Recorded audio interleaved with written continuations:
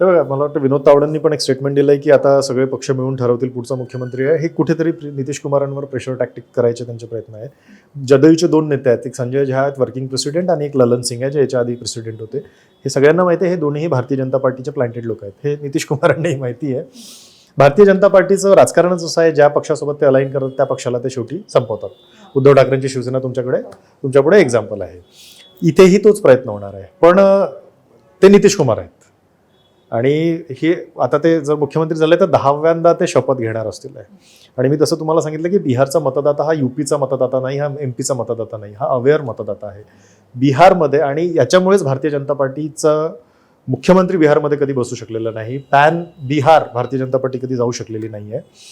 आणि भारतीय जनता पार्टी प्रयत्न करेल, हे जे तुम्ही म्हणता ह्या त्या प्रयत्नाचाच भाग आहे. पण इतकं सोपं नसणार आहे, कारण नितीश कुमार एक खूपच हुशार आणि अनुभवी पॉलिटिशियन आहे. आणि इतकं सोपं भारतीय जनता पार्टीला त्यांना डिसलॉज करणं नसणार आहे.